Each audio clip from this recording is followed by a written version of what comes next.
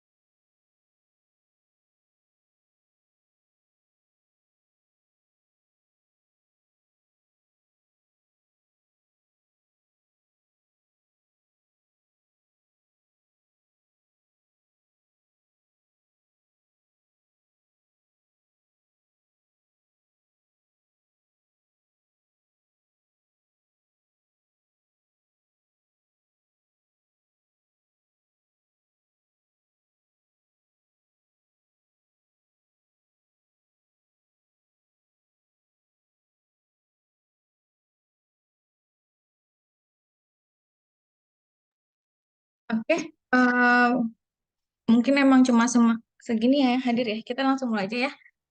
Assalamualaikum warahmatullahi wabarakatuh. Selamat pagi, salam sejahtera untuk kita semua. Sebelum dimulai presentasi, saya absen dulu. Bernardus Evandito. Suara saya kedengeran jelas nggak? Dengar, Bu. Oke. Bernardus? Nggak ada ya. Andre Kurniawan? Hadir, Bu. David? Dik? Hadir. Asti Febrianti? Hadir, Bu. Muhammad Ramadan Putra Riyadi? Belum. Erika Ustari? Hadir, Bu. Maria Lorenza Manalo? Hadir, Bu. Muhammad Said Solahuddin? Hadir, Bu. Putri Salsabila Arianto? Hadir, Bu. Aisyah Mia Fazira? Aisyah Mia nggak ada. Hadir, Ibu. Maaf. Sudah Oh, terdengar belum? sudah. Zikri Alamsyah? Hadir, Bu. Andika Amalia? Nggak ada. Ibnu Haiban? Hadir, Bu. Mutiara Putri Ananda? Nggak ada. Abinaya Akbar Arroyan? Hadir, Ibu. Alika? Nggak ada. Mutiara hadir, Bu. Adanita? Muhammad Fikri Eka? Alika hadir, Bu. Oke. Muhammad Fikri Eka? Hadir, Bu. Ivan Fadilah Syakib? Nggak ada. Salwa Nur Amalina? Hadir, Bu. Kak Faradila Yasmin? Hadir, Bu. Alma Ardia Pramesti? Hadir, Ibu. Brenda Aurelia Farisal. Hadir, Bu. Gustia Rizky. Nggak ada. Iken Krisma. Nggak ada. Tiara Dwi Puspita. Nggak ada. Muhammad Rizal Romdoni. Hadir, Bu. Oke. Giovanni Simanjuntak. Hadir, Bu. Syafina Putri. Hadir, Ibu. Febrian Wijanarko. Nggak ada. Muhammad Justin Al-Kausar. Hadir, Bu. Salsabila Putri Firmansyah. Hadir, Ibu. Zahrani Denisa. Hadir, Ibu. Putri Tahta Nadia. Hadir, Bu. Dito Habib. Nggak ada. Made Tiara. Hadir, Ibu. Raffi Raditya. Hadir, Bu. Dina Nurliana. Hadir, Bu. Muhammad Farhan. Hadir, Bu. Julio Matthew. Hadir, Bu. Like Putri. Hadir, Bu. Ezra Patricia. Hadir, Bu. Melviani Fitris. Melviani, oh itu ya, umroh ya. Kurniati. Kurniati hadir, Bu. Jessica Sinaga. Hadir, Ibu. Deli Fitriani. Hadir, Ibu. Ririn Sriwahyuni Situmorang. Ada. Amanda Oliana Pardosi. Nggak ada. Fadilis Syakur.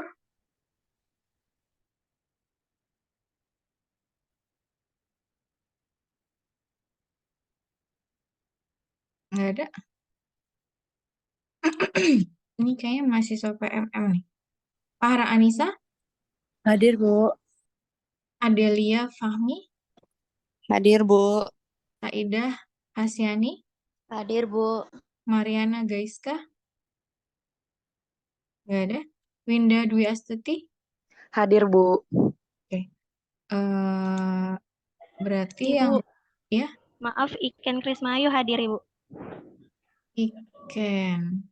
Oke, ada lagi yang belum Ibu diabsen? Gustia Rizky hadir, Bu. Gustia. Di kolom chat banyak yang ini, Bu. Banyak yang hadir tapi nggak bisa nyalain on mic ya. Andika, Tiara Dwi, Mutiara, Dito Habib. Andika, Tiara, Mutiara Putri. Andika, Mutiara Putri. Tiara Dwi, Dito Habib. Dito Amanda.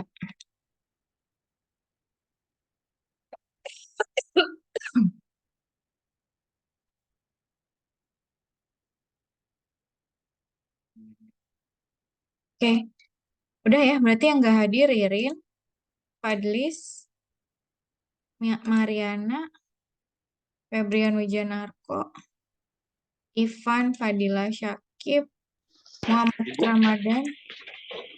Ivan Fadila Syakib sedang dalam perjalanan, Bu. Jadi dia kayaknya ada masalah koneksi deh.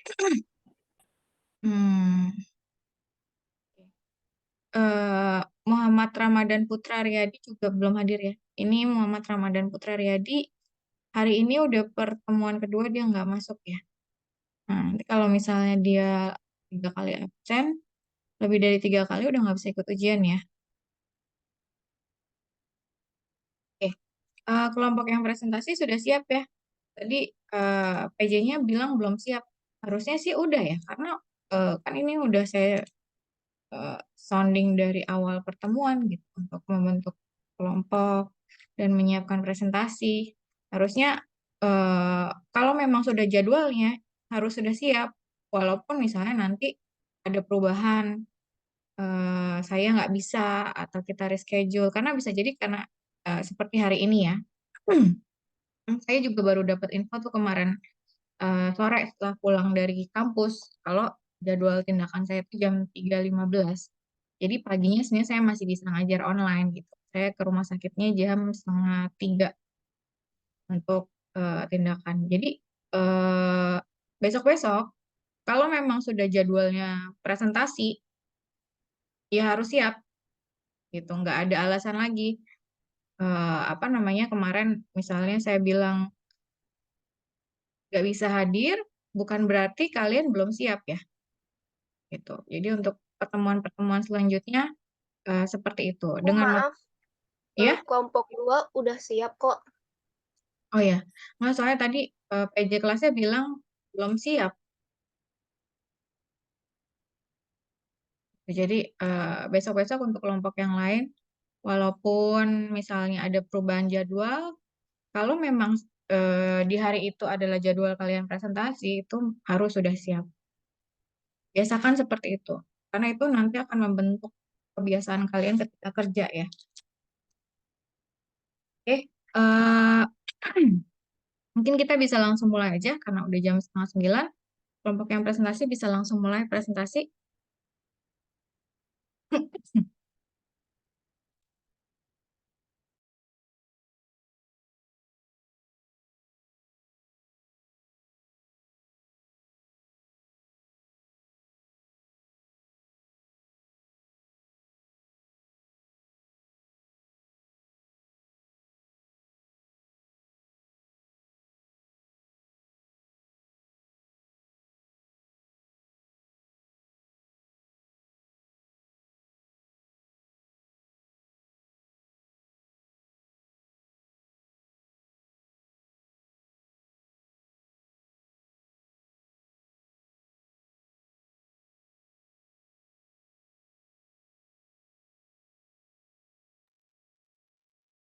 Assalamualaikum warahmatullahi wabarakatuh.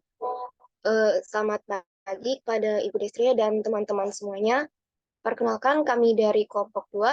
Kami hari ini akan mempresentasikan chapter 2, yaitu Externalization of Opportunities and Threats atau identifikasi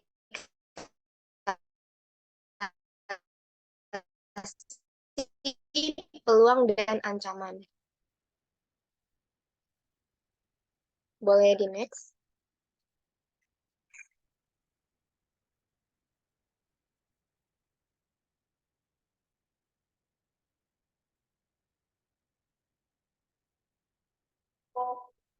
Anggota kelompok kami terdiri dari Aisyah Mia, Brenda Aurelia, yaitu saya sendiri, Ezra Patricia, dan Amanda Uliana.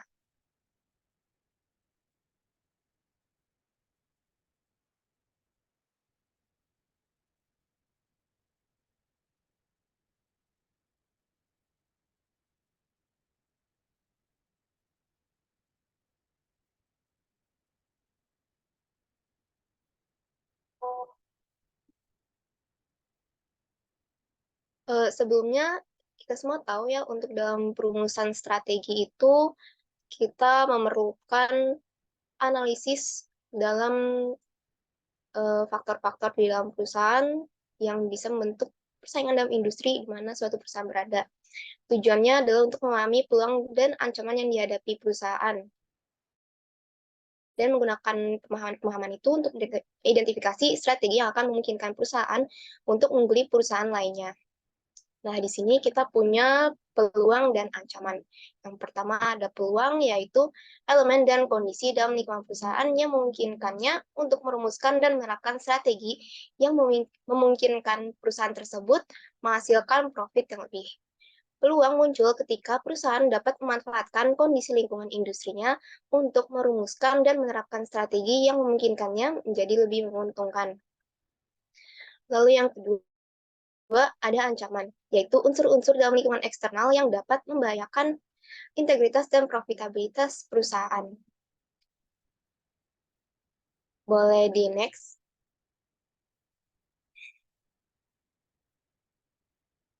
Selanjutnya ada definisi industri.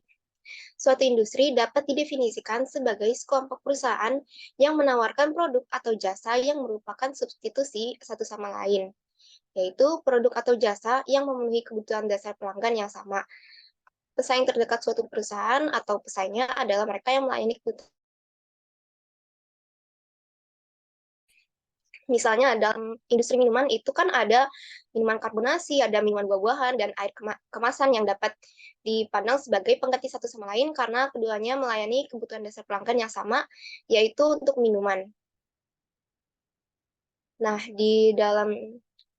selain di dalam industri ini ada berbagai macam faktor juga yang perlu diperhatikan. Yang pertama ada industri dan sektor. Sektor ini merupakan sekelompok industri yang berkaitan dengan erat. Misalnya nih dalam industri komputer, itu kan ada industri komponen komputer atau industri kayak perangkat keras, misalnya PC, sama ada industri untuk gadget seperti handphone, tablet, dan lain sebagainya. Industri dalam suatu sektor mungkin terlibat dalam satu sama lain dalam berbagai cara. Perusahaan di industri komputer merupakan pemasok produk di industri perangkat keras komputer. Perusahaan-perusahaan di industri perangkat lunak komputer memberikan pelengkap penting terhadap perangkat keras komputer, yaitu program perangkat lunak yang dibeli pelanggan.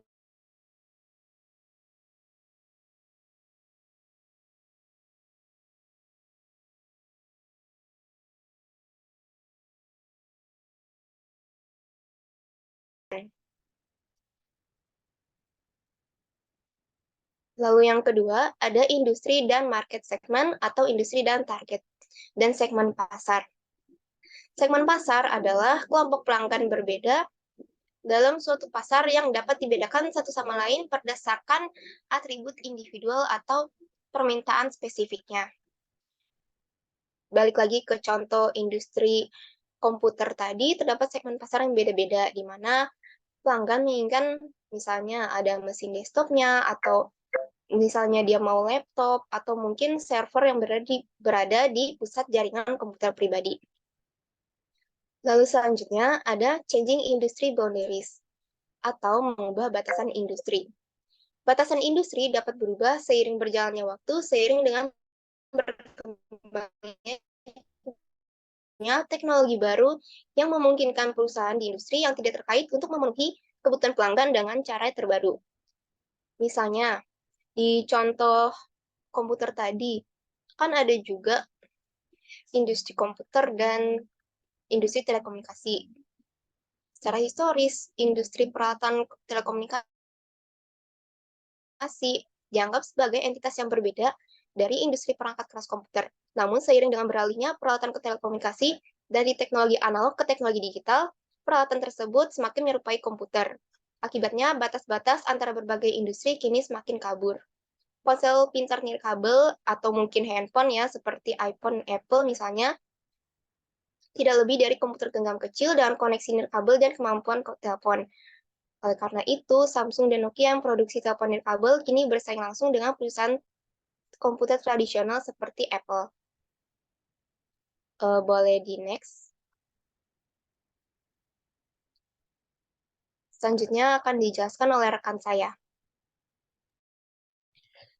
Selanjutnya adalah model kekuatan kompetitif, yaitu suatu kerangka kerja untuk analisis industri dan pengembangan strategi bisnis. Setelah batas-batas suatu industri telah diidentifikasi, tugas selanjutnya yaitu menganalisis kekuatan kompetitif dalam lingkungan industri untuk mengidentifikasi peluang dan ancaman yang akan dihadapinya. Bisa di next.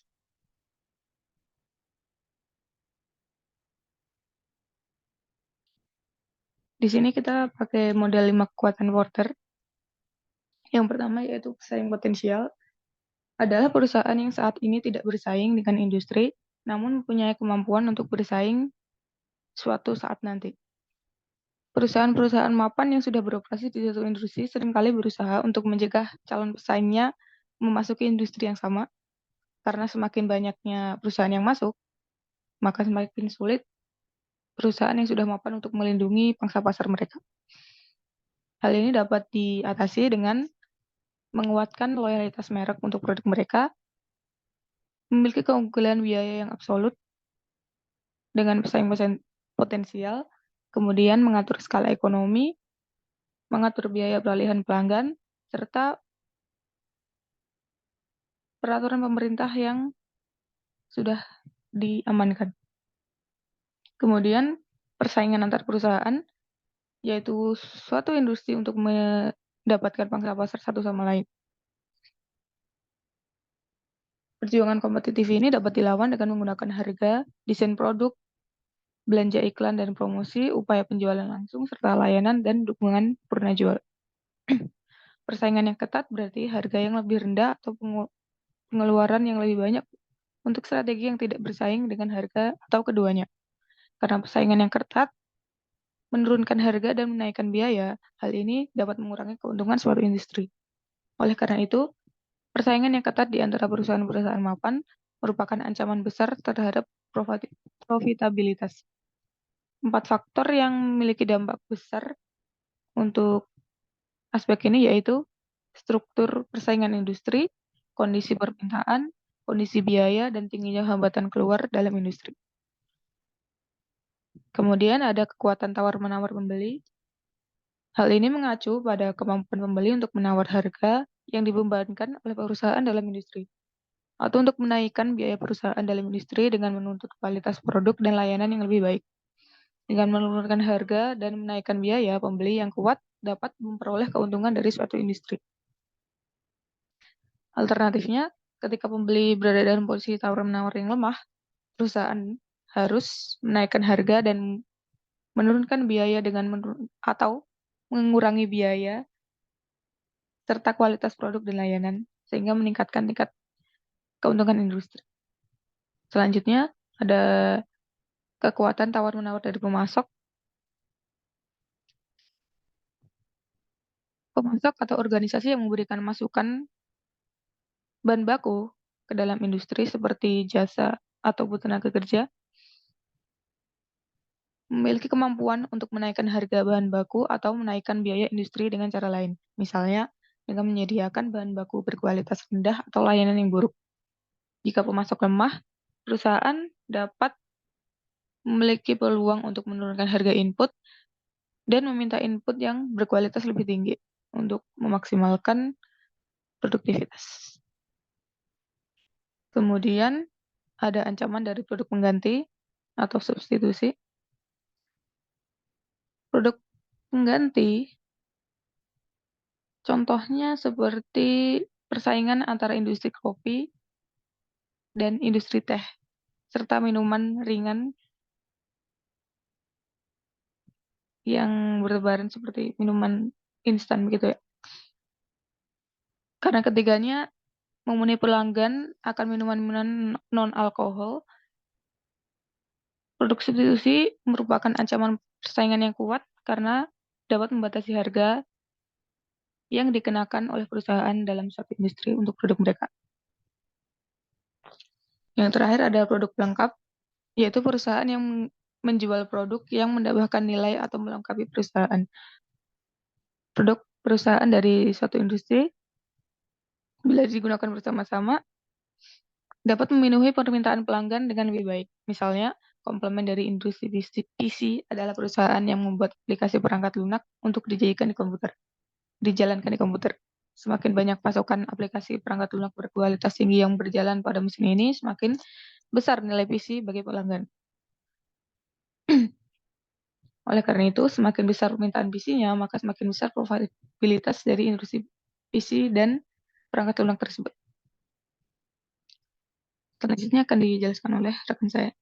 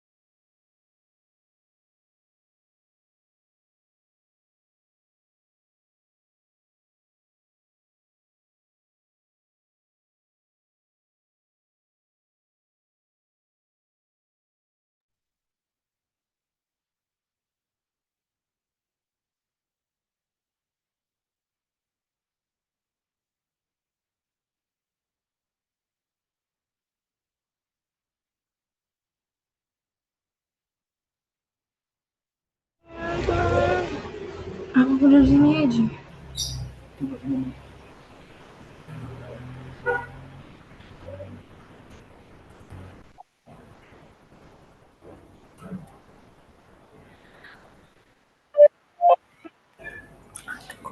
Kelompok strategis dalam industri, di mana dalam perusahaan suatu industri seringkali berbeda secara signifikan satu sama yang lain dalam hal cara mereka memposisikan produk yang secara strategis di pasar. Faktor-faktor seperti saluran distribusi yang mereka gunakan, segmen pasar yang mereka layani, kualitas produk, kepemimpinan, teknologi, layanan pelanggan, kebijakan harga, kebijakan periklanan, dan promosi mempengaruhi posisi produk. Sebagai perusahaan, yang masing-masing perusahaannya mengikuti strategi yang serupa dengan diterapkan oleh perusahaan yang lain dalam kelompok tersebut. Namun berbeda dengan strategi yang diterapkan karena perusahaan-perusahaan dalam kelompok lain. Misalnya seperti yang disebutkan dalam kasus pembukaan dalam industri dirgantara komersial secara tradisional. Terdapat dua kelompok strategis utama, yaitu produsen Z regional dan produsen Z komersial besar, yaitu Bombardier dan Embraer-nya adalah perusahaan yang menonjol dalam industri jet regional, sedangkan Boeing dan Airbus hanya mendominasi. Implikasi kelompok strategis, di mana kelompok ini mempunyai sejumlah implikasi terhadap identifikasi peluang dan ancaman dalam suatu industri. Yang pertama, karena semua perusahaan dalam kelompok strategis menerapkan strategi serupa, sehingga pelanggan cenderung memandang produk perusahaan tersebut sebagai substitusi langsung satu sama yang lain. Dan yang kedua, implikasi kompetitif yang kedua adalah bahwa kelompok strategis yang berbeda dapat memiliki hubungan yang berbeda terhadap masing-masing kekuatan kompetitif. Dengan demikian, setiap kelompok strategis mungkin menghadapi peluang dan ancaman yang berbeda. Peran hambatan mobilitas dari sini berdasarkan beberapa kelompok strategis dibandingkan kelompok lainnya karena kekuatan kompetitifnya membuka peluang lebih besar dan memberikan lebih sedikit ancaman bagi kelompok tersebut. Setelah menganalisis industri, mereka mungkin mengidentifikasi kelompok strategis di mana kekuatan persaingan lebih lemah dan keuntungan yang lebih tinggi dapat diperoleh. Lanjut. Next.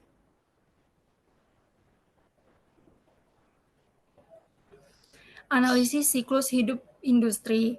Yang pertama, ada industri embrionik. Industri embrio ini masih mengacu pada industri yang mulai berkembang.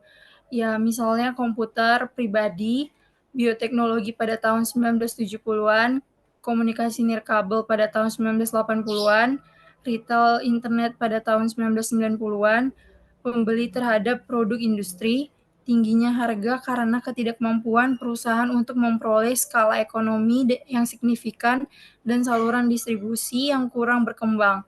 Dan hambatan masuk cenderung didasarkan pada akses terhadap pengetahuan teknologi utama daripada penghematan biaya atau loyalitas merek. Yang kedua ada industri pertumbuhan, di mana permintaan terhadap produk industri mulai meningkat karena industri tersebut mengembangkan karakteristik industri yang sedang berkembang.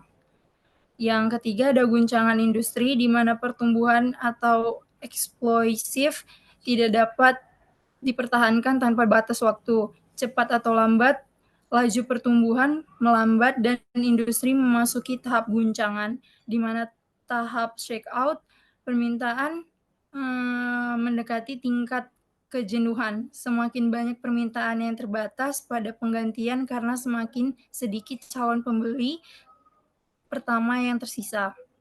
Yang keempat ada industri dewasa. Industri dewasa ini di mana tahap guncangan berakhir ketika industri memasuki tahap matang.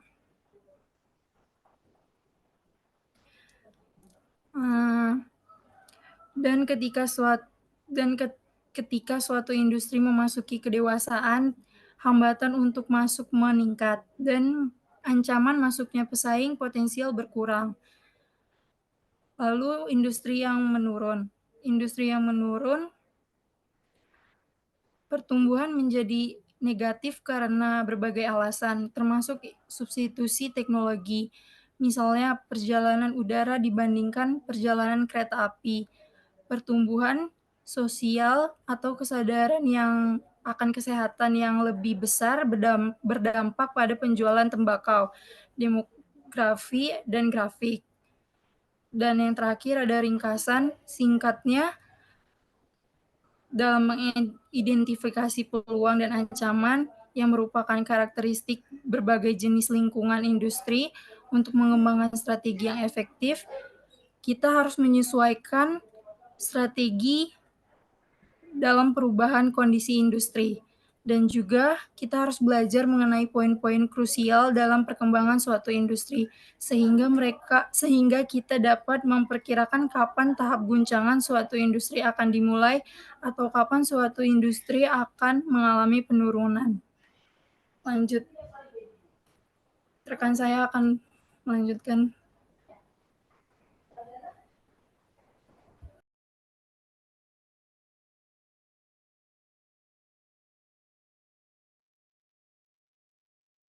Selanjutnya ada batasan model untuk analisis industri.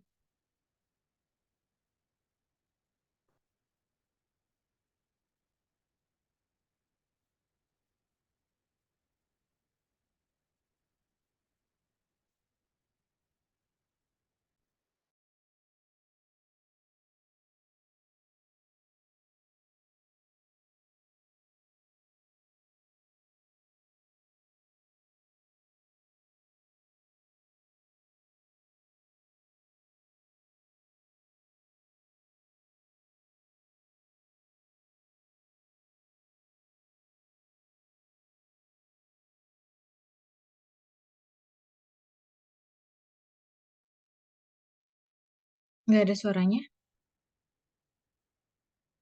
Sebentar Bu, laptop saya nge-lag Bu. Oke.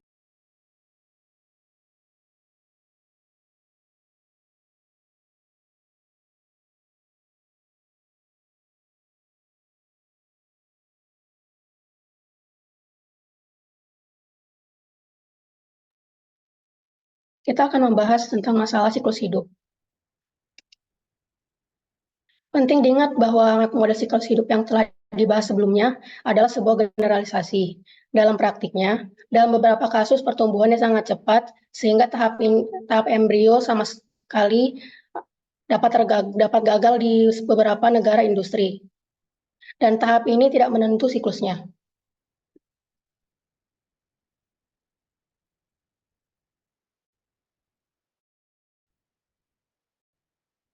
Selanjutnya ada inovasi dan perubahan.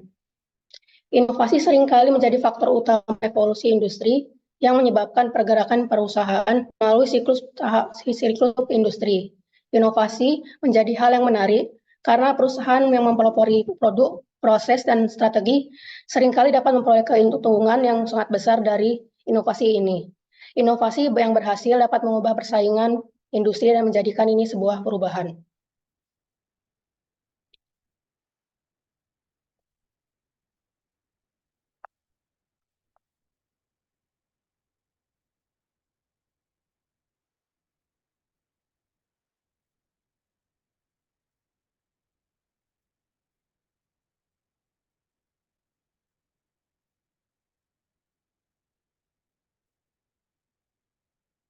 Selanjutnya ada perbedaan perusahaan.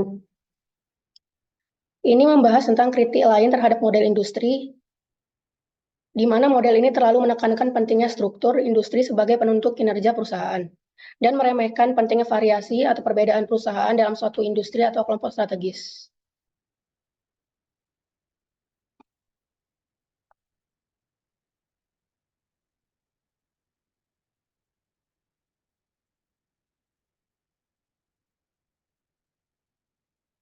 Selanjutnya, kita akan membahas subbab tentang lingkungan makro.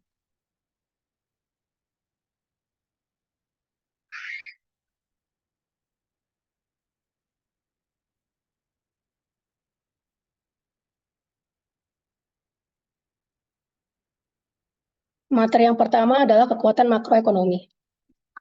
Kekuatan makroekonomi mempengaruhi kesehatan dan kesejahteraan umum suatu negara yang menyebabkan perekonomian regional suatu organisasi dan terpengaruhi, yang pada gilirannya mempengaruhi kemampuan perusahaan dan industri dalam suatu negara untuk memperoleh tingkat pengembalian yang memadai.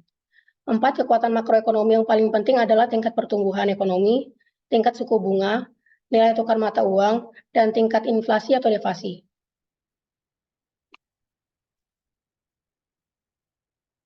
Selanjutnya ada kekuatan global. Hambatan terhadap perdagangan dan investasi internasional telah berkurang, dan semakin banyak negara yang menikmati pertumbuhan ekonomi yang berkelanjutan. Pertumbuhan ekonomi di negara-negara seperti Brazil, Tiongkok, dan India telah menciptakan pasar baru yang besar bagi barang dan jasa perusahaan, dan memberikan peluang bagi perusahaan untuk meningkatkan keuntungan mereka yang lebih cepat dan memasuki negara-negara baru untuk menjadi pasar baru lagi. Hilangnya hambatan terhadap perdagangan investasi internasional telah mempermudah masuknya negara-negara asing. Selanjutnya ada kekuatan teknologi. Teknologi juga disebut sebagai angin kehancuran kreatif yang abadi. Perubahan teknologi dapat membuat produk-produk lama menjadi usang dalam semalam saja dan sekaligus menciptakan sejumlah produk baru.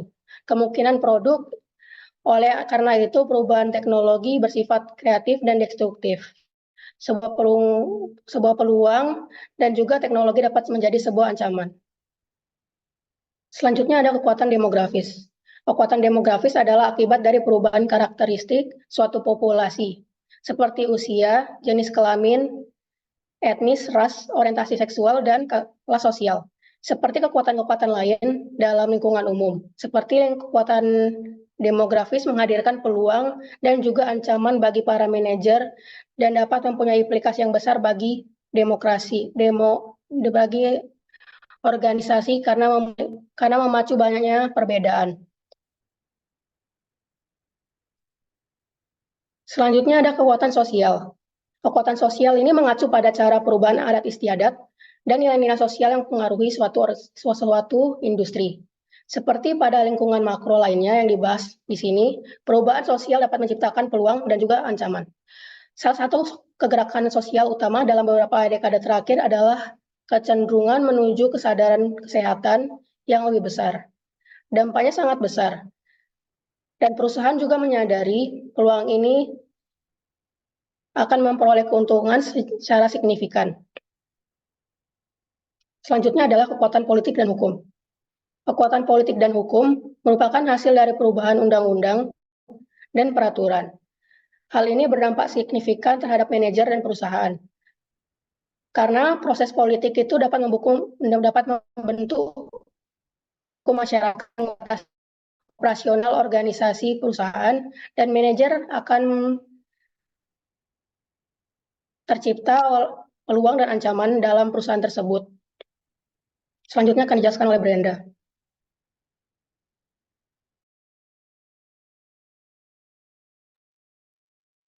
Baik, selanjutnya ada kesimpulan dari presentasi kami hari ini, yaitu analisis eksternal membantu organisasi mengenali peluang dan lingkungannya yang dapat dimanfaatkan untuk mencapai keunggulan kompetitif. Pemahaman mendalam terhadap tren industri, perubahan pasar, dan faktor-faktor eksternal lainnya memungkinkan perusahaan untuk merespon dengan strategi yang relevan. Melalui analisis eksternal, organisasi dapat mengidentifikasi potensi ancaman dari faktor-faktor luar seperti persaingan industri, perubahan regulasi, atau pergeseran preferensi konsumen. Kesadaran terhadap ancaman ini memungkinkan perusahaan untuk mengambil tindakan pencegahan atau mengubah strategi agar lebih responsif terhadap perubahan lingkungan. Kemampuan untuk secara terus-menerus melakukan analisis eksternal memberikan organisasi keunggulan dalam merencanakan strategi yang dapat menanggapi dinamika pasar yang lebih efektif. Adaptasi terhadap perubahan eksternal dapat membantu organisasi mempertahankan daya saingnya.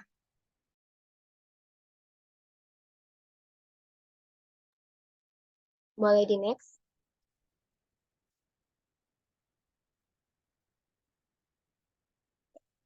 Sekian presentasi kelompok kami. Untuk teman-teman yang ingin bertanya, boleh raise hand.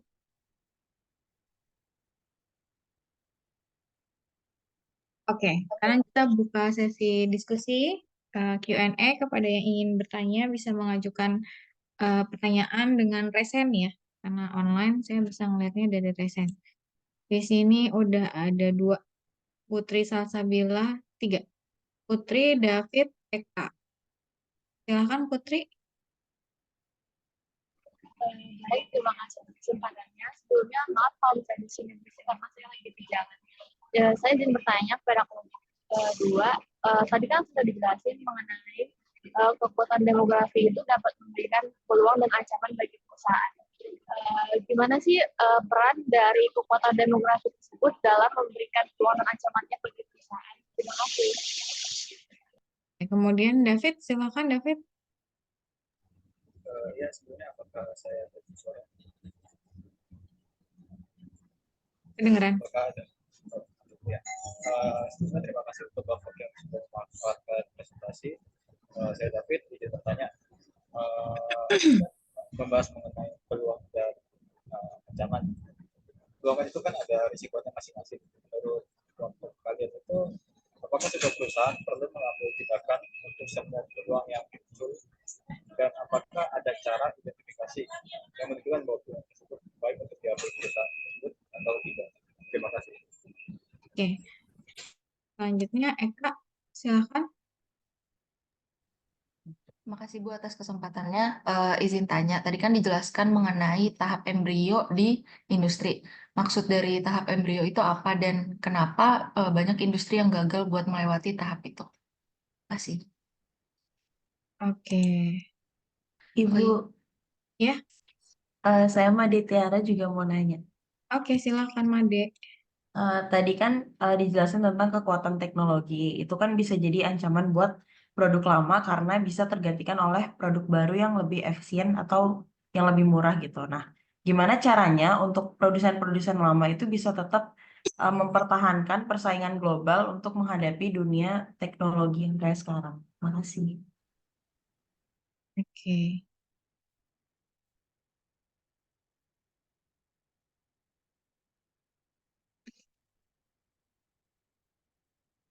Sudah dicatat pertanyaannya, mungkin boleh di itu ya, ditampilin pertanyaannya biar saya juga bisa baca pertanyaan teman-temannya sambil kelompok kalian diskusi.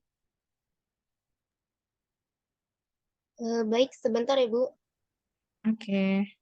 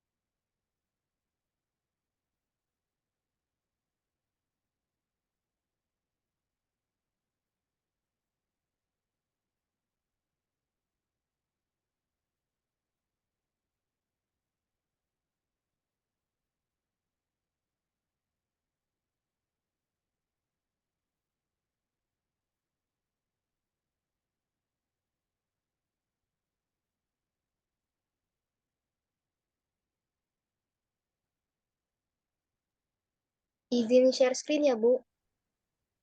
Silahkan.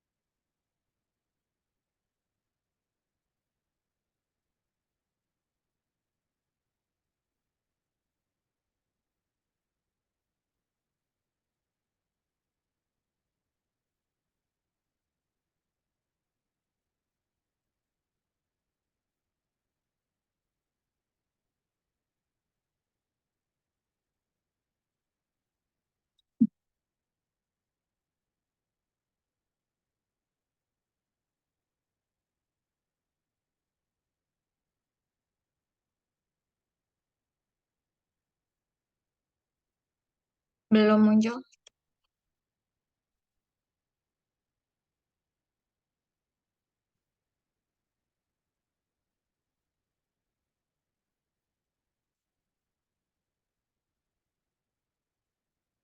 Ini kalian ada yang udah sampai kampus?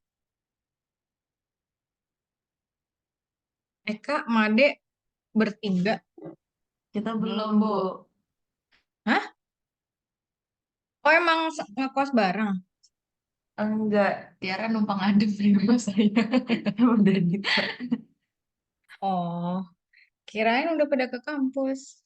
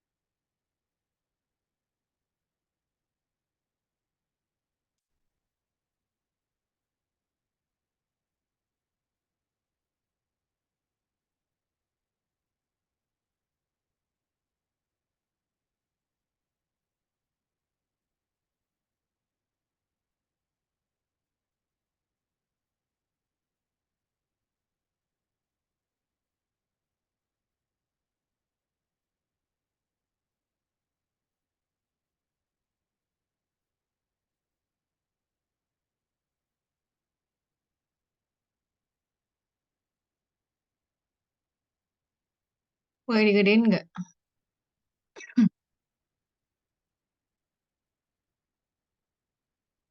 Cukup. Nah, siapa yang mau jawab? Pertanyaan siapa?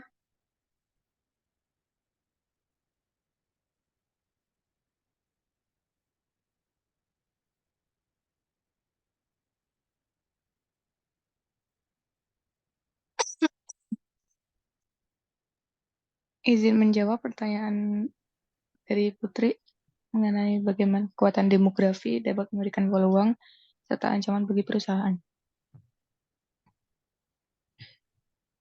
Bonus demografi dapat memberikan ancaman melalui persaingan tenaga kerja. Jika perusahaan tidak mampu menarik dan mempertahankan talenta muda yang berpotensi, persaingan dapat meningkat dalam mendapatkan tenaga kerja yang berkualitas. Kemudian perubahan preferensi konsumen, peningkatan beban sosial melalui jumlah penduduk yang lebih muda atau lebih tua yang meningkat, termasuk pendidikan, kesehatan, dan infrastruktur yang meningkatkan biaya operasional bagi perusahaan karena GDP negara juga meningkat.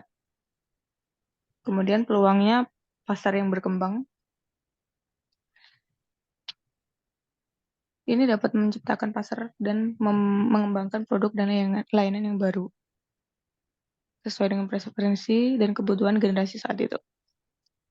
Kemudian inovasi dan kreativitas yang semakin meningkat melalui generasi muda. Dan yang terakhir, penetrasi pasar baru untuk menjangkau bisnis ke wilayah atau pasar yang sebelumnya belum terjangkau. Untuk menghadapi tantangan demografi ini, perusahaan perlu mengadopsi strategi yang inklusif dan adaptif, serta berinvestasi dalam pengembangan sumber daya manusia dan penelitian pasar yang tepat. Apakah sudah menjawab? Ya, pertanyaannya kekuatan demografi. Kekuatan demografi dalam memberikan peluang dan ancaman bagi perusahaan. Kekuatan demografi tadi sempat disinggung jumlah tenaga kerja ya. Jumlah tenaga kerja yang kalau misalnya di Indonesia itu kita sedang mengalami fase namanya bonus demografi.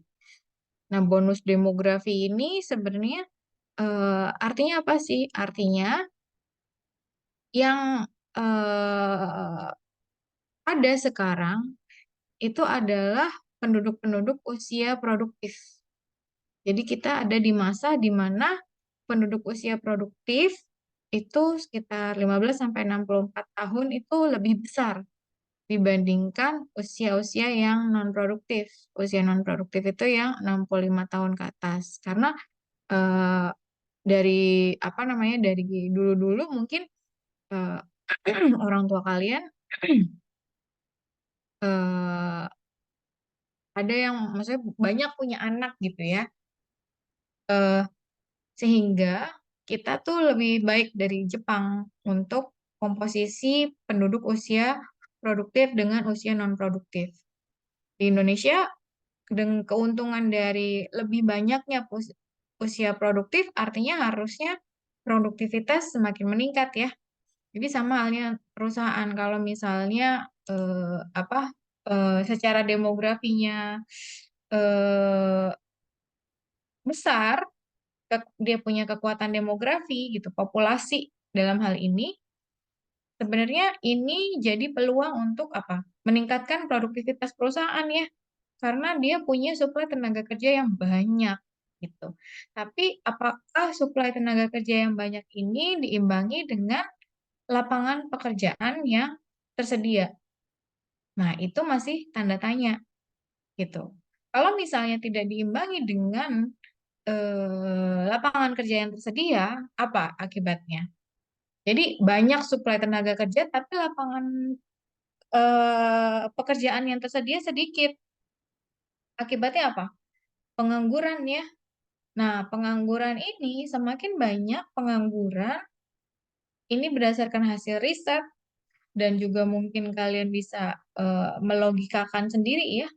Kalau misalnya tingkat pengangguran tinggi, maka tingkat kriminalitas juga akan tinggi.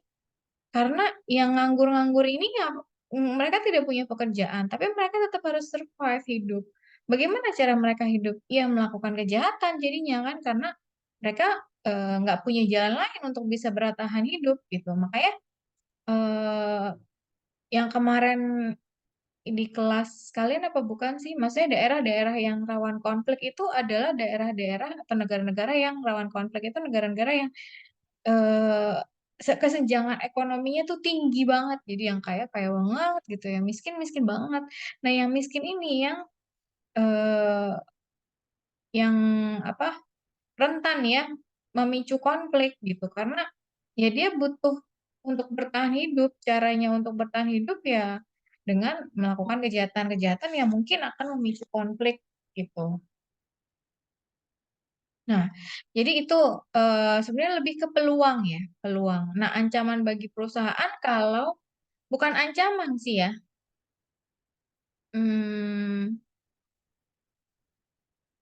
Ini kalau misalnya sumber daya yang tersedia itu tidak sesuai dengan kriteria yang dibutuhkan oleh perusahaan. Jadi sumber dayanya banyak nih, lapangan kerja yang tersedia juga banyak nih, tapi requirement-nya tidak terpenuhi. Kualifikasi dari sumber dayanya itu tidak sesuai dengan kriteria yang dibutuhkan oleh perusahaan. Misalnya apa? Misalnya yang dibutuhkan oleh perusahaan itu adalah tenaga kerja terampil, memiliki kemampuan bahasa Inggris yang baik, dibuktikan dengan nilai TOEFL yang di atas 550 gitu misalnya. Tapi berapa persen sih fresh graduate yang punya TOEFL di atas 550? Nggak banyak gitu. Sementara sekarang tantangannya adalah kita lagi ngomongin global marketplace kan. Kemarin tuh ya, kita lagi ngomongin global marketplace di mata kuliah manajemen bisnis internasional gitu. Sekarang tantangannya adalah bagaimana perusahaan-perusahaan itu kan bisa masuk ke pasar global. Gimana mereka bisa masuk ke pasar global sementara sumber daya manusianya saja tidak bisa menggunakan bahasa asing gitu. Nah, itu jadi ancaman bagi perusahaan juga sih kalau ternyata nih ya, bonus demografi. Ini Indonesia tuh lagi di bonus demografi loh. Lagi di bonus demografi karena Mas, kita ada di era di mana penduduk usia produktif tadi ya lebih banyak, lebih besar dibandingkan yang usia-usianya non produktif, yang nggak kerja gitu. Jadi sebenarnya yang produktif-produktif ini harusnya kalau mereka nggak mageran, kalau mereka dibekali dengan keterampilan, ya, dibekali dengan kemampuan, sehingga bisa ya sesuai dengan kriteria perusahaan, ini akan sangat bermanfaat gitu bagi perusahaan maupun bagi negara sebenarnya. Tapi kalau misalnya generasi mudanya ini generasi yang mageran, generasi yang baperan, generasi yang apa namanya nggak punya semangat juang yang tinggi ya, nggak punya semangat juang yang tinggi, sebenarnya gampangnya kelihatannya dari misalnya eh, disuruh ikut kegiatan-kegiatan di kampus nggak mau gitu, misalnya UKM nggak ikut, organisasi nggak ikut, terus project-project dosen juga nggak ikut, jadi ya udah di rumah aja gitu, kuliah pulang itu nggak ada yang didapat jadinya, hard skill maupun soft skillnya nggak ada yang didapat. Nih mungkin buat pelajaran ya, ada angkatan sebelumnya itu sering banget bantuin saya, pinter rajin anaknya. Nah, tapi dapat kerjanya nggak cepat gitu. Salah satunya karena kemampuan networking juga ya, dipengaruhi oleh networking juga. Nah, networking itu dapetnya dari mana sih? Dari berkomunitas, organisasi gitu kan, punya soft skill gitu. Tapi kalau misalnya kamu di rumah aja, scroll TikTok, Instagram, apa yang kamu dapat dari sana gitu. Ini sebenarnya yang jadi kekhawatiran juga ya dari semua pihak ya, termasuk kemarin sama Bu Rahmi dan saya. Ini kita sangat prihatin gitu sama anak-anak S1 manajemen yang kayaknya tidak terlihat ya. Padahal S1 manajemen ini termasuk program studi yang keketatannya tinggi. Harusnya yang masuk itu adalah yang berkualitas, tapi nggak kelihatan kualitasnya gitu. Jadi yang misalnya ikut lomba-lomba ya orangnya itu aja, yang ikut kegiatan orangnya itu aja gitu.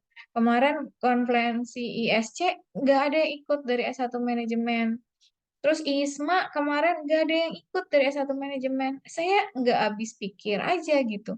Ini ada apa? Ada yang salah nih sama anak-anak khususnya program studi S1 manajemen ya. Karena program studi bisnis digital nih lagi cemerlang banget nih. Kita kalah jauh nih sama Bisdik. Padahal Bisdik ini prodi baru.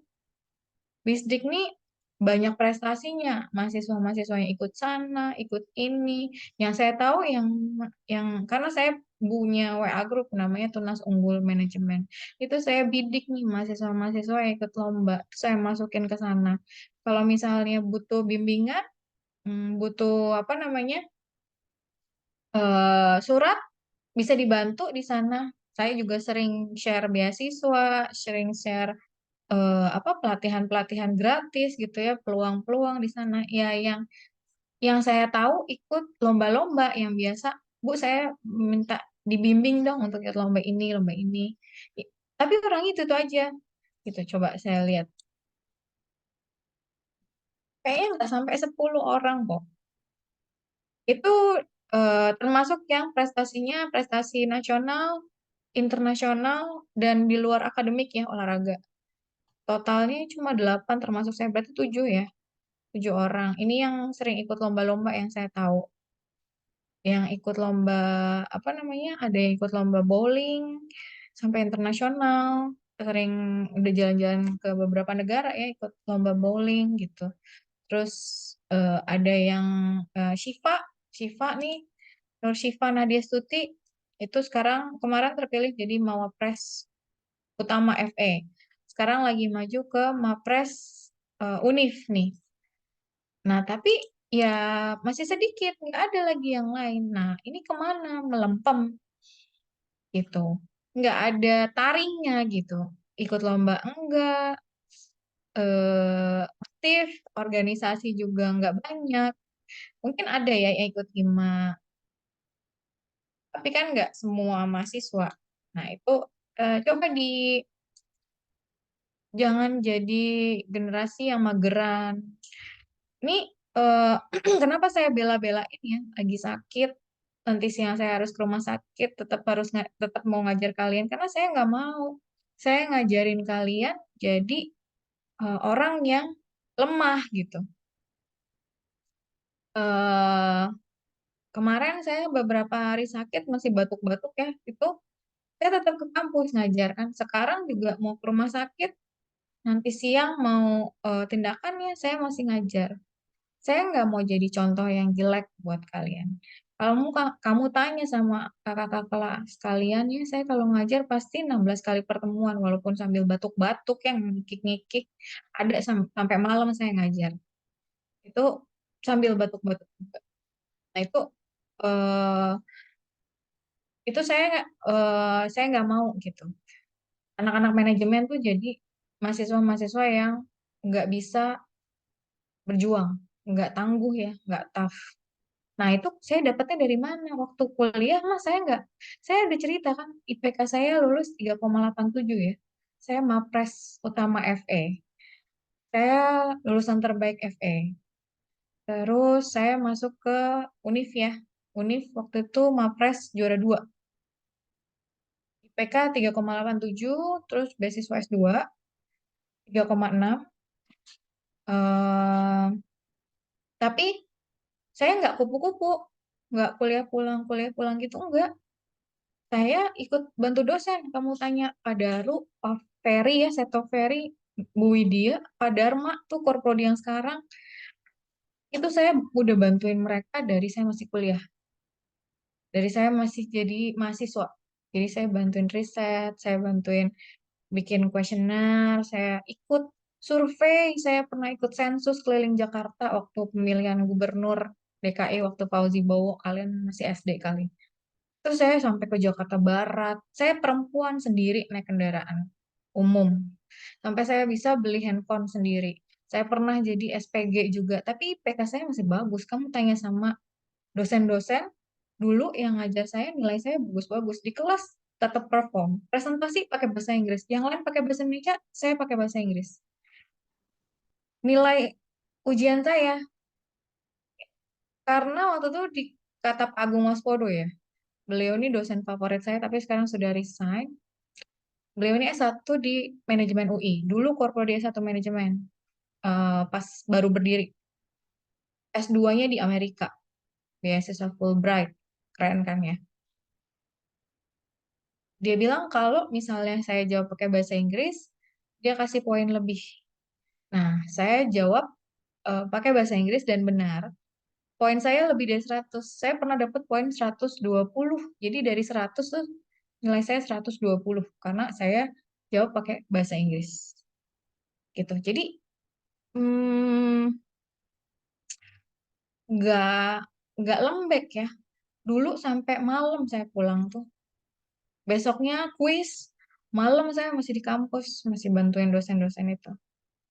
Bikin event internasional, international conference. Tapi itu yang bikin saya sampai sekarang ya, maksudnya yang nggak lembek gitu, nggak nggak gampang mageran. Walaupun memang kalau sekarang eh, sudah ada prioritas ya. Kadang suami saya juga ngeluh sih, kerja melulu gitu. Pulang masih buka laptop. Tadi pagi bangun langsung buka laptop, review PKM. Tapi saya ngerasa memang itu sudah tanggung jawab saya gitu. Nah ini yang saya ngelihat nggak kelihatan ya, kecuali di Shifa itu ya. Saya suka Shifa. Mungkin kalian harusnya mencontoh Shifa itu. Nur Shifa Nadia Stuti ya. Dia sering bikin konten, dia ngajar juga, dia udah kerja loh, dia sudah punya penghasilan sendiri. Terus dia nilainya juga bagus gitu. Dia juga duta UNJ, prestasinya banyak. Ada yang bisa dibanggain gitu. Nanti kalau misalnya kamu nggak punya pengalaman, nggak punya apa soft skill, hard skill, gimana nanti mau cari kerja gitu. Nah ini yang sebenarnya jadi kekhawatiran ya, generasi-generasi Gen Z ini. Mungkin mereka emang pinter-pinter ya, karena kemudahan teknologi, banyak yang bisa memanfaatkan teknologi. Tapi kalau dari staffnya kurang ya. CPNS-CPNS sekarang kan banyak yang ditaruh di pedalaman, resign. Dapat honor kecil, resign gitu. Jadi mungkin karena mereka merasa punya daya tawar, banyak pekerjaan lain di luar itu yang lebih menjanjikan, jadi vlogger lah, ada YouTuber, selebgram, dan lain sebagainya. Iya, tapi kamu kalau misalnya setiap ada tekanan keluar, kamu nggak akan survive gitu dalam hidup. Nggak ada ininya ya, nggak ada resilience-nya. Nah, ini ancaman juga nih bagi perusahaan. Oh iya, ini juga nih yang kemarin saya cerita nih.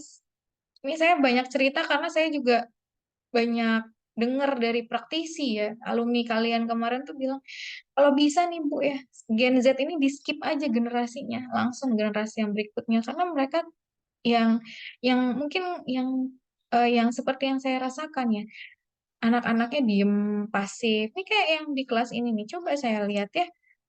Ini yang aktif nih, Mbak. Cuma beberapa orang yang bertanya. Yang dapat poin ya, saya sebutin baru David, Muhammad Ramadan Putra Riyadi, Putri Salsabila, kemudian Eka, Muhammad Rizal, Salsabila Putri, Dito, Madetiara, Julio Matthew, Ririn, Fahra, yang lain nggak ada nilainya kosong. Ya, saya kan kalian tahu ya, saya pernah ngajar kalian, kalian akan mendapatkan apa yang kalian usahakan. Tidak ada perbaikan, tidak ada tugas tambahan. Ya.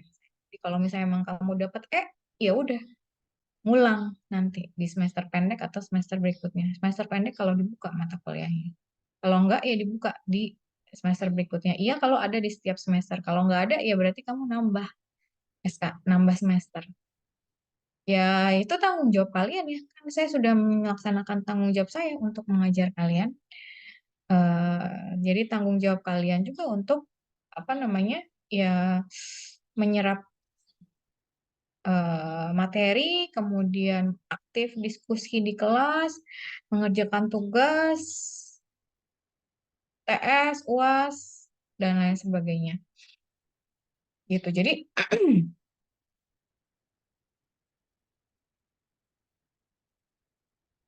ancaman yang tadi saya sampaikan bagi perusahaan adalah mendapatkan tenaga kerja yang tidak capable, tidak kompeten. Jadi peluang demografi yang besar itu akan menjadi ancaman kalau tenaga kerjanya atau sumber daya manusianya itu tidak dibekali dengan kemampuan hard skill atau soft skill yang mumpuni yang dibutuhkan oleh perusahaan. Itu jadi ancaman bagi perusahaan. Itu karena jadi susah nih mereka untuk merekrut orang-orang yang berkualitas, karyawan-karyawan yang berkualitas. Yang ada nanti mungkin mereka akan merekrut dari kampus-kampus luar negeri ya. Orang suami saya bilang dia pernah nerima anak magang kantornya dulu ya, yang di kan sekarang pindah unit. Dulu tuh di apa namanya hubungan internasional di Mabes. Jadi emang biasa nanti komunikasi sama Interpol gitu ya. Dia bilang dia pernah nerima anak magang dari semua kampus yang paling bagus cuma BINUS. Ada UNJ juga terima kemarin dia bilang, tapi yang paling bagus yang bener-bener siap kerja tuh cuma BINUS. Jadi kalau BINUS tuh orangnya proaktif ya. Udah selesai nih, dia nanya, ada lagi yang bisa dikerjain gitu. Dia selalu bertanya dan selalu punya inisiatif yang tinggi. Itu orang-orang yang siap kerja. Nah, itu yang nggak ada di mahasiswa UNJ. Di kelas ini juga nggak ada nih. Coba tinggal 38 orang. Dari berapa tadi 47 ya. Berarti nanti saya absen lagi nih ya. Saya absen lagi yang nggak ada ya udah nggak ada nilainya, nggak ada poinnya. Dianggap tidak hadir gitu. Jadi kamu jangan main-main ya di kelas saya. Kalian udah pernah sama saya kan?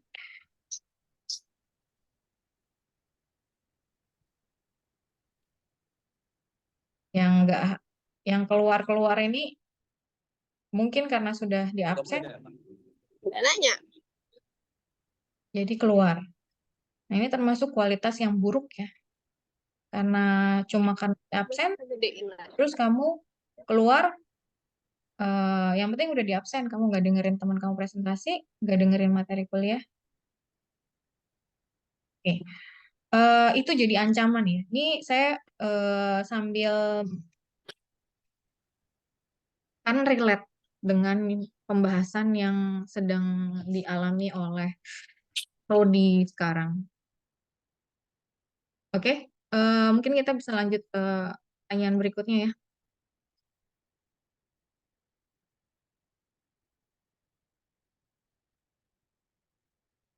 Siapa yang mau coba jawab? Saya, Bu. Silakan Ezra. Selanjutnya saya akan menjawab pertanyaan dari Eka. Tahap embrionik itu adalah tahap awal atau tahap pendirian sebuah industri dan juga perusahaan. Industri embrionik ini mengacu pada industri yang baru mulai berkembang. Tahap ini rentan gagal karena yang pertama kurangnya perencanaan yang matang. Yang kedua keterbatasan sumber daya dan keterbatasan keuangan. Selanjutnya juga karena kekurangan pengalaman pengusaha. Selanjutnya karena persaingan yang ketat. Dan selanjutnya ada kekuatan akan resiko. Selanjutnya juga ada ketidakstabilan pasar dan juga karena kurangnya dukungan atau jaringan yang telah tersedia. Kian. Coba, ada yang tahu industri yang masih di tahap embrio?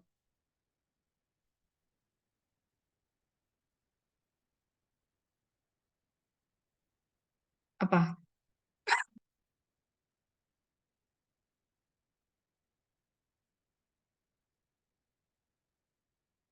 Ada yang tahu?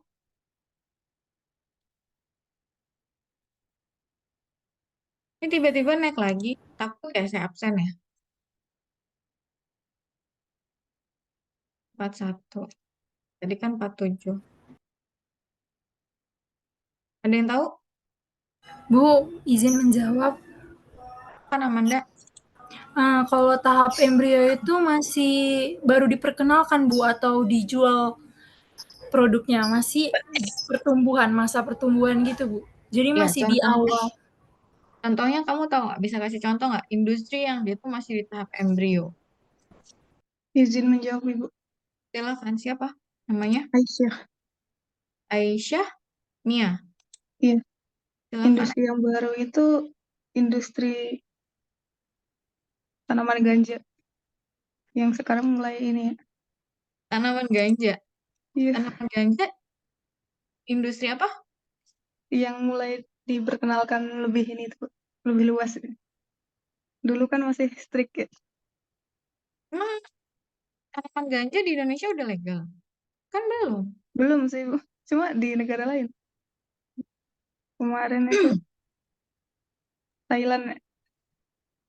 Thailand sudah buka.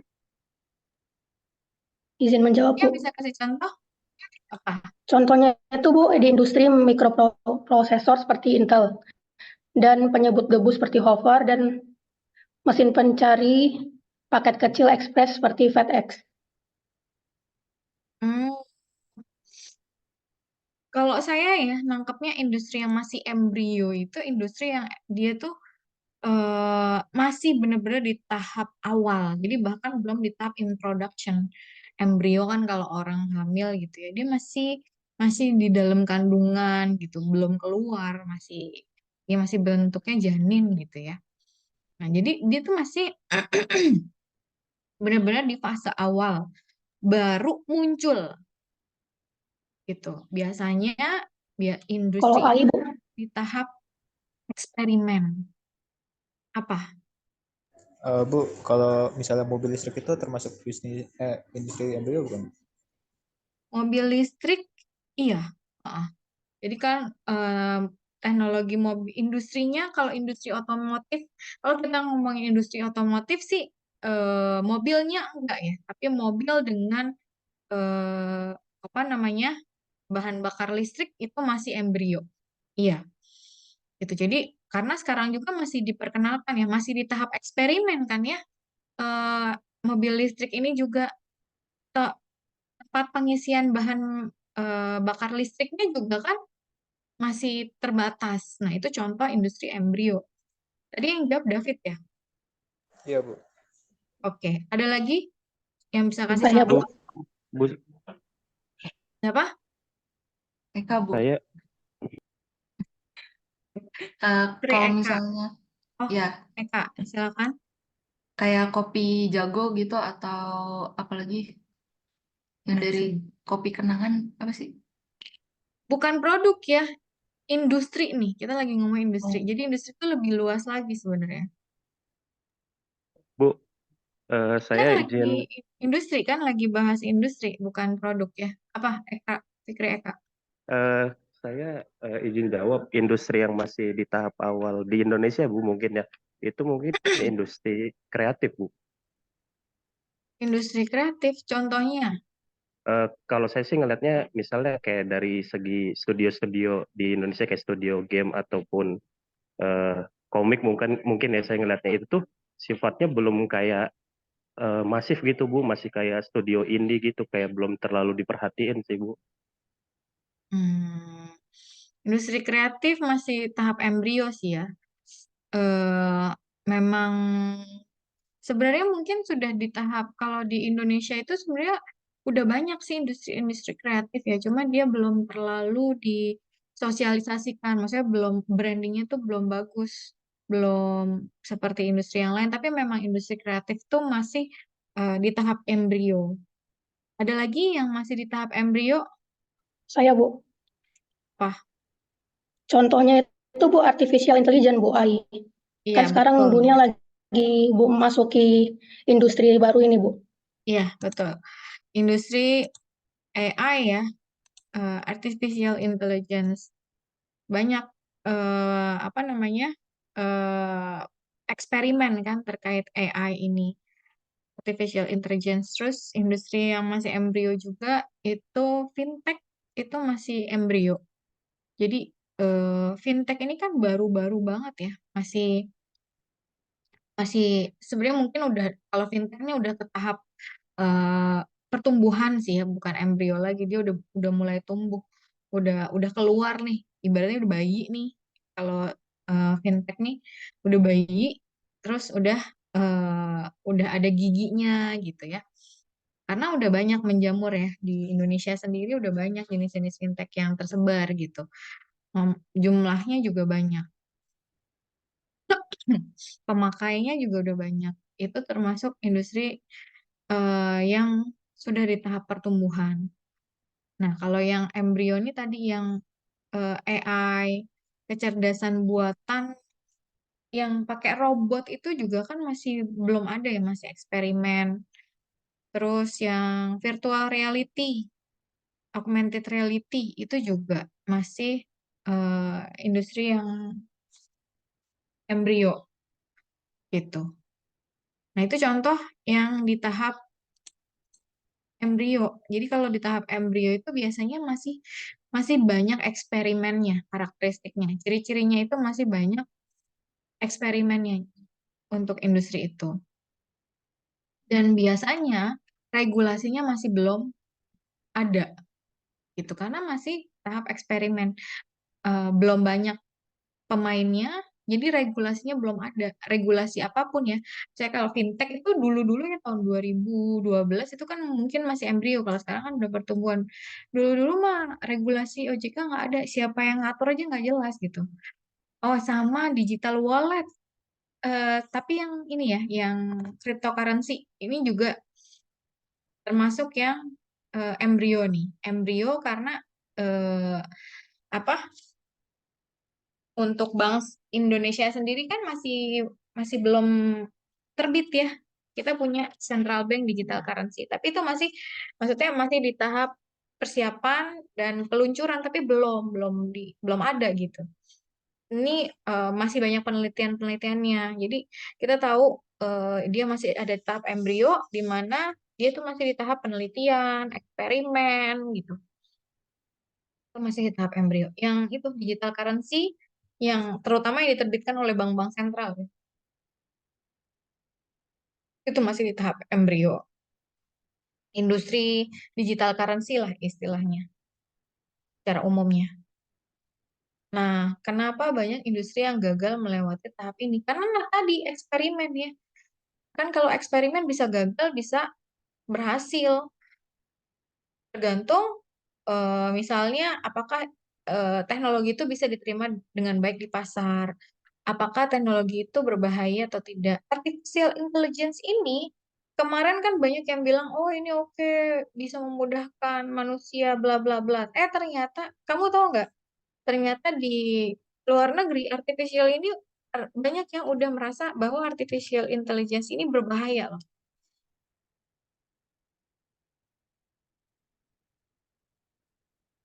Sebentar saya cari artikelnya.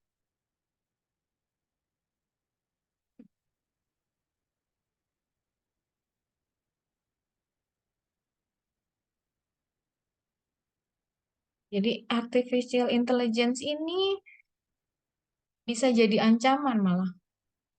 Kemarin ada yang negara mana yang bilang saya lupa.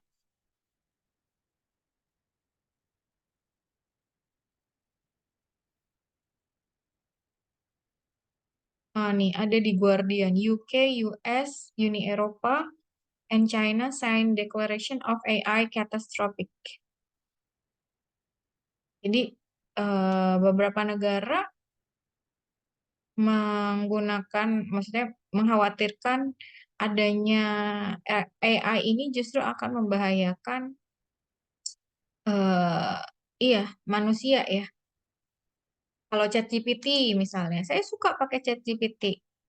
Tapi saya baca lagi, ini bener apa enggak, ini masuk akal apa enggak, ini logikanya dapat apa enggak, sumbernya jelas apa enggak. Tapi kalau misalnya enggak tidak punya literasi digital yang baik ya, dia akan menyerap semua yang ada di ChatGPT tadi, gitu. Jadi ChatGPT ini bukannya bikin pinter, tapi malah bikin bodoh.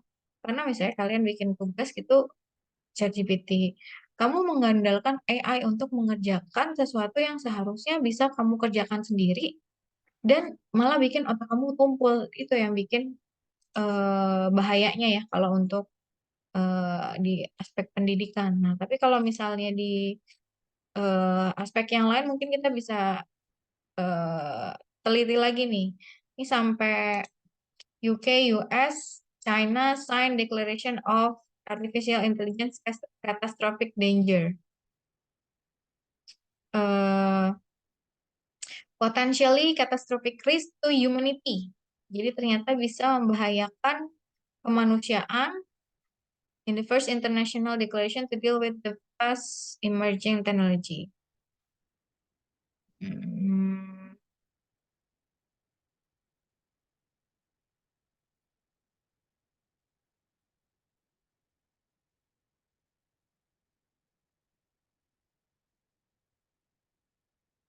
There will be nothing more transformative to the futures of our children and grandchildren than technological advanced like AI.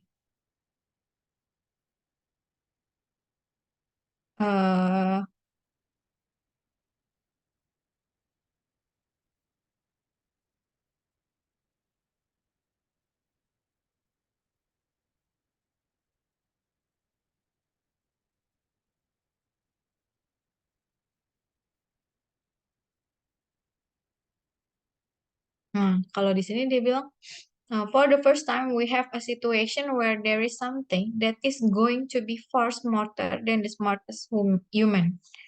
It is not clear to me we can actually control such a thing. Ada yang lebih pintar daripada ya teknologi AI ini kan berarti kan dia akan lebih pintar daripada manusia yang terpintar ya. Yang paling pintar di dunia gitu.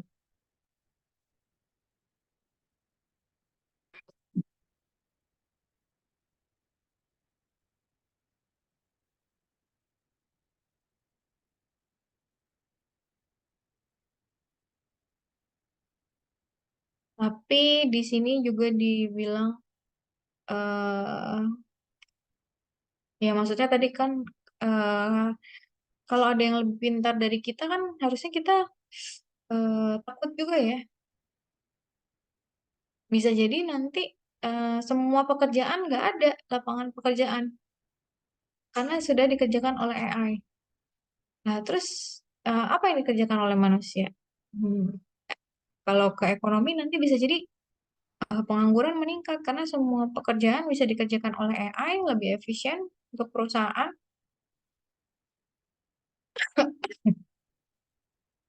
Terus aspek humanity-nya tapi terabaikan ya. Makanya kan kalau sekarang udah bukan industri 4.0 lagi, tapi industri 5.0. Jadi ada society di situ. Ada aspek humanity-nya karena melibatkan society di industri 5.0. Oke,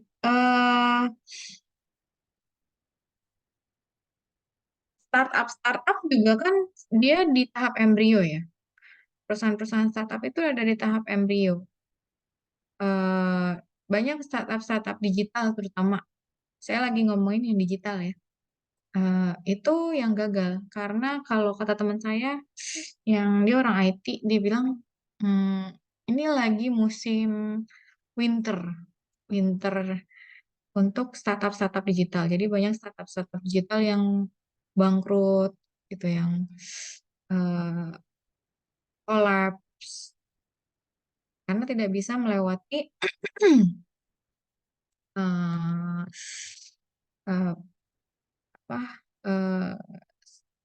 proses untuk survive di dunia industri tersebut tuh dia masih belum cukup lah ya.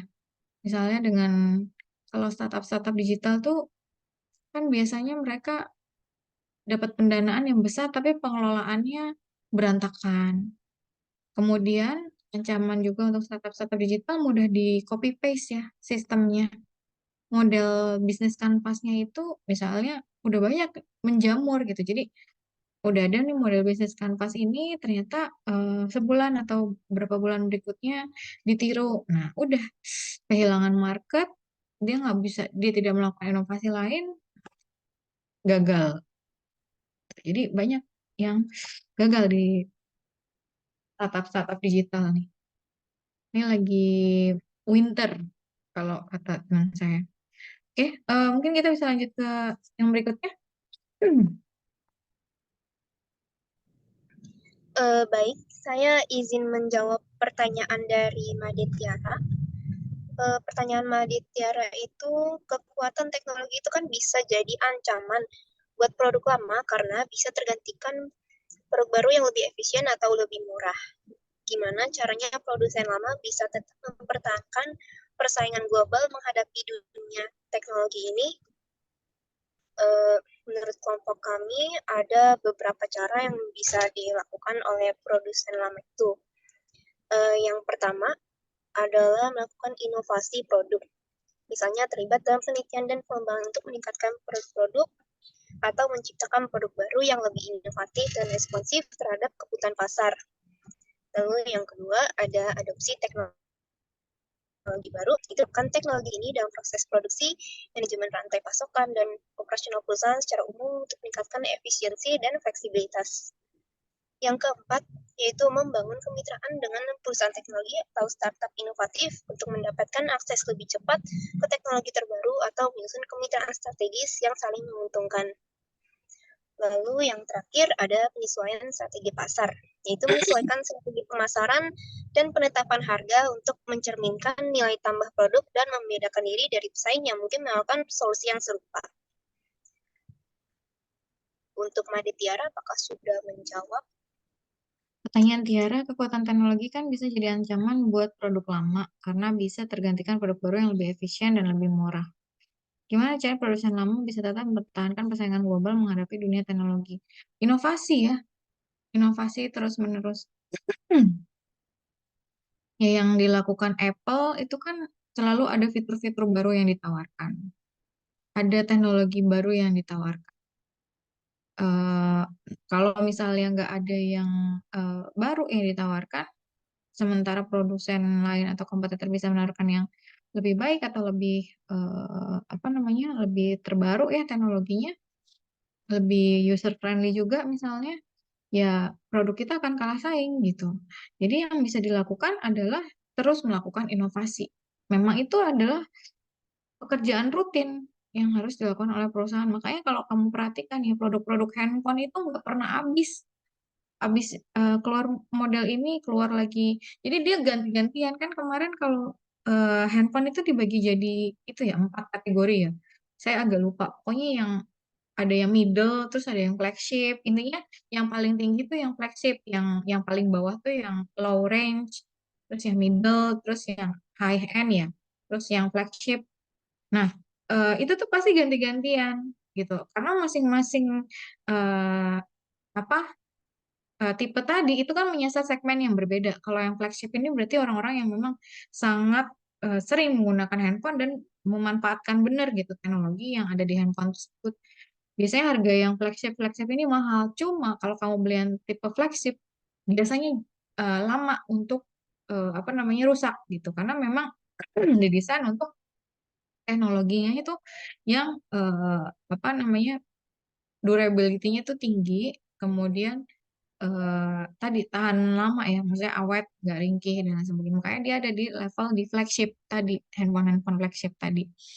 Nah, eh, biasanya perusahaan-perusahaan telekomunikasi ini mengeluarkan atau launching produk baru itu gantian. Misalnya yang pertama yang low range dulu, terus bulan berikutnya yang middle range, bulan berikutnya yang flagship, dan seterusnya ganti-gantian terus. Jadi selalu ada produk baru yang dia keluarkan gitu. Karena ini tadi dia harus selalu bisa menawarkan hal-hal yang kompetitif ya dibandingkan dengan kompetitornya. Itu termasuk teknologi yang lebih baru, lebih efisien dan lain sebagainya. Jadi memang mau nggak mau perusahaan harus melakukan inovasi terus-menerus. Jadi Berarti riset itu penting. kayak ini ya Bu, iPhone mau ngeluarin, katanya dia mau ngeluarin produk kayak Samsung Z Flip yang lipat juga gitu inovasi. Ya, ini kurang lebih seperti itu. Yang tadinya teknologi yang kan sekarang banyak ya handphone-handphone yang tahan air ya. Dulu kan nggak ada ya. Tapi karena ternyata banyak pengguna handphone yang butuh gitu untuk handphone-handphone yang bisa masuk ke dalam air yang karena mereka butuh misalnya untuk dokumentasi di bawah air lah dan lain sebagainya. Akhirnya muncul handphone seperti itu. Nanti mungkin kalian kalau kalian identifikasi misalnya dari handphone yang kalian punya, apa sih yang belum ada di handphone kalian itu nanti tiba-tiba akan keluar gitu produk dengan kebutuhan sesuai dengan yang kalian pengen tadi gitu. Jadi memang apalagi kalau teknologi ya, produk-produk teknologi itu mau nggak mau ya, karena teknologi itu terus berkembang, terus berubah, terus ada penelitian-penelitian terbaru. Memang itu harus dilakukan perusahaan untuk eh, di bagian riset dan inovasinya itu melakukan riset untuk bagaimana nih bisa menciptakan produk yang terus berinovasi gitu. Kalau enggak ya nanti ketinggalan ya kayak Nokia, BlackBerry. Itu udah ketinggalan banget kan ya. Teknologi apa yang bisa dijual sama BlackBerry selain BlackBerry Messenger? Sekarang nggak ada. BBM sekarang kita pakai WhatsApp udah ada di Android. Apple juga bisa WhatsApp. BBM udah ketinggalan zaman kan. Padahal dulu heboh banget BBM. Tapi apalagi kelebihannya BlackBerry selain BBM? Nggak ada. Nggak punya inovasi yang bisa ditawarkan, akhirnya ya udah eh, terlindas oleh kompetitor. Oke, pertanyaan selanjutnya.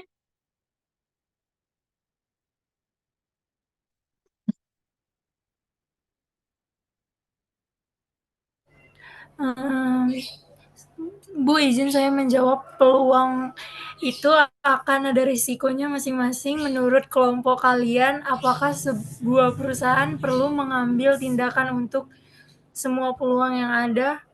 Apakah ada cara identifikasi yang menunjukkan bahwa peluang tersebut baik untuk diambil atau tidak? Dari David.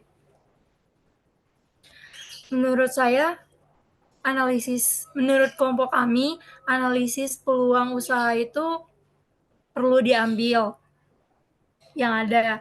Dan analisis peluang usaha juga biasanya untuk merancang strategi pemasaran yang tepat. Dan biasanya peluang tersebut baik diambil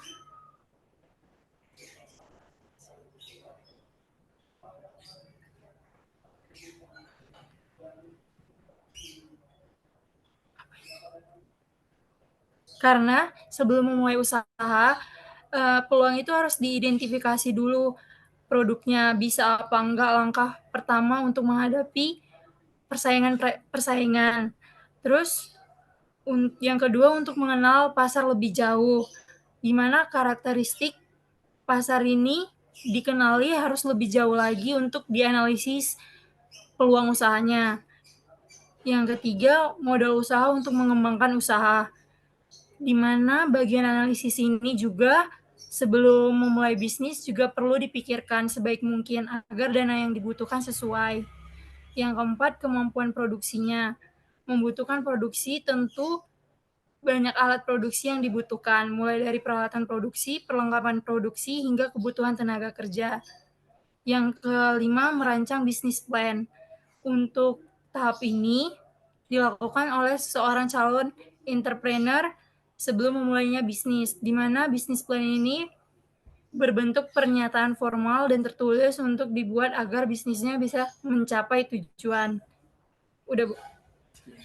Oke, sebenarnya kalau misalnya melihat peluang atau peluangnya diambil apa enggak ya gitu ya. Pakai kalau di keuangan tuh ada benefit per cost analysis ya. Benefit per cost analysis ya kamu identifikasi dulu benefitnya apa nih dari peluang ini A, B, C, D, E, F, G. Ini benefit nggak cuma benefit material ya, tapi juga yang immaterial gitu. Misalnya brandingnya jadi lebih bagus, itu juga benefit. Kemudian apa? Loyaltinya dari konsumen jadi lebih meningkat. Nah, itu juga benefit gitu. Walaupun nilainya bukan dalam bentuk rupiah atau dolar gitu. Nah, dari benefit tadi dibandingkan dengan cost, ini sebenarnya sesuatu yang sangat rasional yang pasti dilakukan oleh semua manusia gitu. Kalau kamu setiap mengambil keputusan, apapun peluang yang ada di depan kamu, kamu pasti akan memikirkan kan benefit dan cost-nya. Misalnya saya mau ngambil S3. S3 di luar negeri sama S3 di dalam negeri, saya pasti akan membandingkan benefit dengan cost-nya. Benefitnya apa? Misalnya kalau di dalam negeri lebih dekat dengan keluarga gitu kan. Kemudian kalau di dalam negeri mungkin saya masih bisa apa namanya sambil bekerja gitu kan. Tapi kalau di luar negeri mungkin saya bisa sambil jalan-jalan. Kemudian beasiswanya juga nilainya nominalnya mungkin lebih besar. Kemudian prestisnya lebih bagus gitu kan. Itu kan yang nilainya imaterial ya tadi cost-nya pasti kalau di luar negeri pasti lebih besar. Tapi kalau misalnya dapat beasiswa akan tercover. Tapi kalau tergantung jenis beasiswanya gitu misalnya. Kalau dalam negeri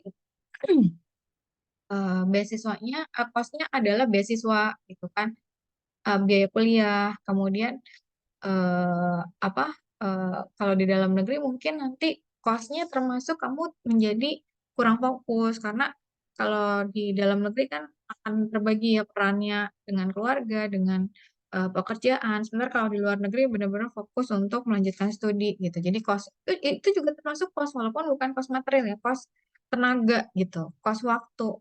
Di dalam negeri mungkin bisa jadi lebih lama kuliahnya karena tadi jadi tidak fokus. Tapi kalau di luar negeri karena fokus dia kuliahnya jadi lebih cepat gitu. Bisa apa namanya 2 tahun mungkin bisa selesai atau 3 tahun selesai gitu. Nah itu itu apa namanya logika yang dasar gitu. Pasti ketika kita melihat peluang itu membandingkan antara benefit dengan cost-nya. Benefit dan cost ini tidak cuma benefit dalam bentuk material, tapi juga imaterial gitu. Jadi kalau perusahaan untuk melihat benefitnya, misalnya dari eh, untuk kalau di keuangan tuh kita bisa melihat dari net present value-nya. Jadi untuk melihat project ini bagus apa enggak gitu ya, itu lihat dari net present value-nya, kemudian lihat dari payback period-nya, jangka waktu pengembalian proyeknya lama atau enggak gitu ya untuk peluang proyek tersebut gitu. Kemudian eh, dari